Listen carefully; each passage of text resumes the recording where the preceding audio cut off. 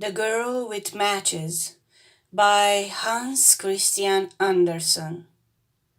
It was terribly cold and nearly dark on the last evening of the old year, and the snow was falling fast. In the cold and the darkness, a poor little girl with bare head and naked feet roamed through the streets. It is true she had on a pair of slippers when she left home, but they were large, so large indeed that they had belonged to her mother, and the poor little creature had lost them in running across carriages that were rolling along at a terrible rate. One of the slippers she could not find, and the boy seized upon the other and ran away with it, saying that he could use it as a cradle when he had children of his own. So the little girl went on with her little naked feet, which were quite red and blue with the cold.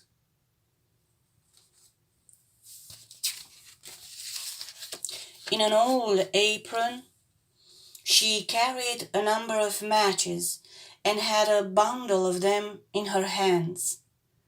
No one had bought anything of her the whole day, nor had anyone given her even a penny. Shivering with cold and hunger, she crept along. Poor little child, she looked the picture of misery.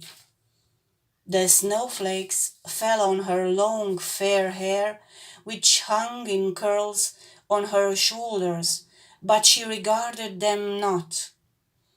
Lights were shining from every window, and there was a savory smell of roast goose, for it was New Year's Eve. Yes, she remembered that. In a corner, between two houses, one of which projected beyond the other, she sank down and huddled herself together. She had drawn her little feet under her, but she could not keep off the cold. And she dare not go home, for she had sold no matches and could not take home even a penny of money. Her father would certainly beat her. Besides, it was almost as cold at home as here, for they had only the roof to cover them, through which the wind howled, although the largest holes had been stopped up with straw and rags. Her little hands were almost frozen with the cold. Oh, perhaps a burning match might be some good, if she could draw it from the bundle and strike it against the wall, just to warm her fingers. She drew one out. Scratch! How it sputtered as it burned! It gave a warm, bright light, like a little candle, as she held her hand over it. It was really a wonderful light. It seems to the little girl that she was sitting by a large iron stove with polished brass feet and a brass ornament.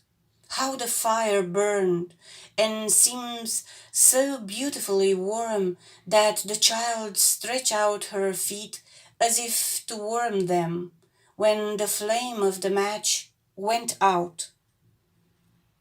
The stove vanished, and she had only the remains of the half-burnt match in her hand. She rubbed another match on the wall.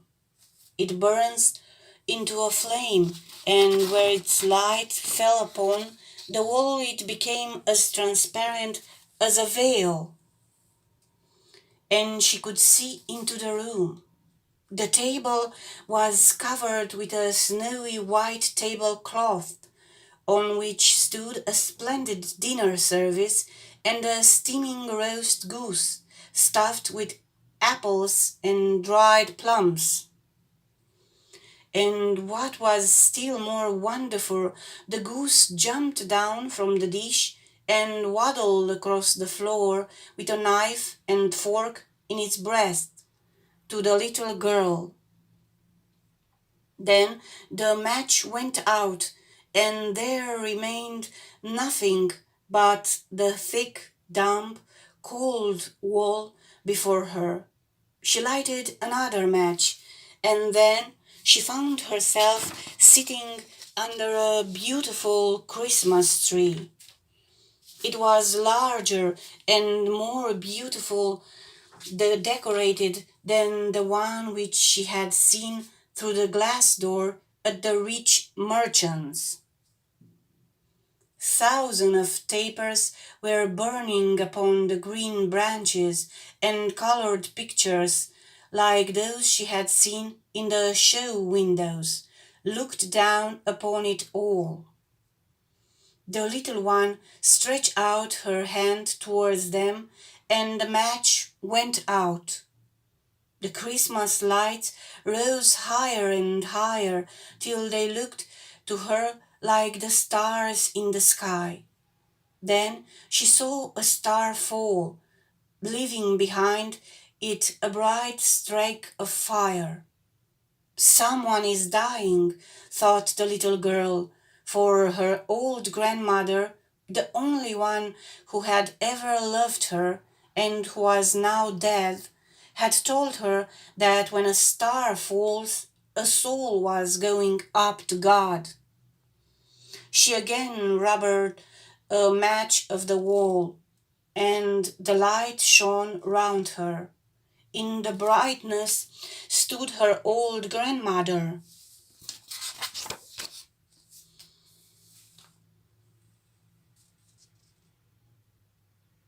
Clear and shining, yet mild and loving in her appearance. "Grandmother," cried the little one, "oh, take me with you. I know you will go away when the match burns out. You will vanish like the warm stove, the roast goose, and the large, glorious Christmas tree." And she made haste to light the whole bundle of matches, for she wished to keep her grandmother there. And the matches glowed with a bright light, and her grandmother had never appeared so large and so beautiful.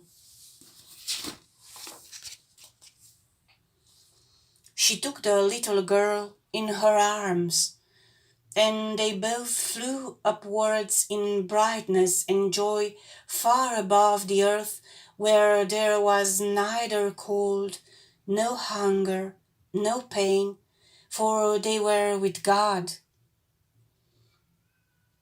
In the dawn of the morning, there lay the poor little one with pale cheeks and smiling mouth, leaning against the wall.